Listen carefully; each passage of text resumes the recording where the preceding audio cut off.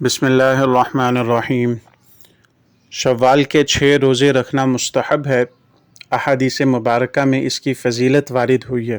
چنانچہ رسول اللہ صلی اللہ علیہ وسلم کا ارشاد گرامی صحیح سند کے ساتھ احادیث کی مستند کتابوں میں موجود ہے۔ عن ابی ایوب عن رسول اللہ صلی اللہ علیہ وسلم قال من صام رمضان ثم اتبعه 6 من شوال فذاك صيام الدهر، کہ رسول اللہ صلی اللہ علیہ وسلم نے ارشاد فرمایا، جس نے رمضان کے روزے رکھے اور پھر شوال کے 6 روزے رکھے تو یہ ہمیشہ یعنی پورے سال کے روزے شمار ہوں گے۔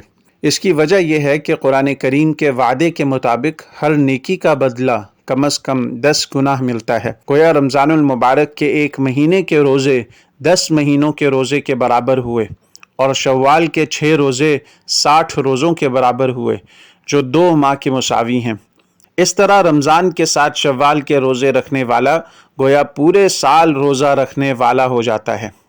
شوال کے 6 روزے یکم شوال یعنی عید کے دن کو چھوڑ کر شوال کی دوسری تاریخ سے لے کر مہینے کے آخر تک الگ الگ کر کے اور اکٹھے دونوں طرح رکھے جا سکتے ہیں، لہٰذا ان روزوں کا اہتمام کرنا چاہیے۔ البتہ اگر کوئی روزہ نہ رکھے تو اسے طعن و تشنیع کا نشانہ نہیں بنانا چاہیے، کیونکہ یہ مستحب روزے ہیں جسے رکھنے پر ثواب ہے اور نہ رکھنے پر کوئی مواخذہ نہیں۔ اس حوالے سے لوگ ایک اور سوال بھی کرتے ہیں کہ شوال کے 6 روزوں میں قضا روزے اور شوال کے روزے دونوں کی نیتیں کرنے سے شوال کے روزے کا ثواب ملے گا یا نہیں؟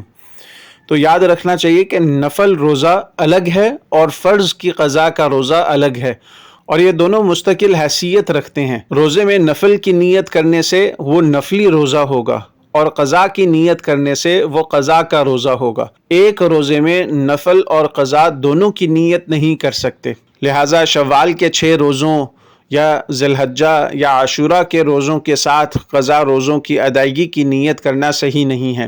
اس لیے اگر شوال کے مہینے میں شوال کے 6 روزوں کی نیت کی ہے تو وہ نفلی روزے ہوں گے، قضا کے نہیں ہوں گے، اور اگر ان دنوں میں قضا کی نیت کی ہے تو وہ قضا کے روزے ہوں گے اور اس سے نفل کا ثواب نہیں ملے گا۔ اگر یہ گمان ہو کہ شوال کے روزے رکھے تو بعد میں قضا روزے رکھنے مشکل ہوں گے تو پہلے قضا روزے رکھنے چاہیے، اور اگر یہ خدشہ نہ ہو تو پھر شوال میں نفل روزے رکھ لے اور پھر قضا کر لے۔ اللہ تعالیٰ سے دعا ہے کہ اللہ تعالیٰ دین کی صحیح سمجھ عطا فرما دے اور اس پر عمل کرنے کی توفیق عطا فرما دے۔ وآخر دعوانا ان الحمد للہ رب العالمین۔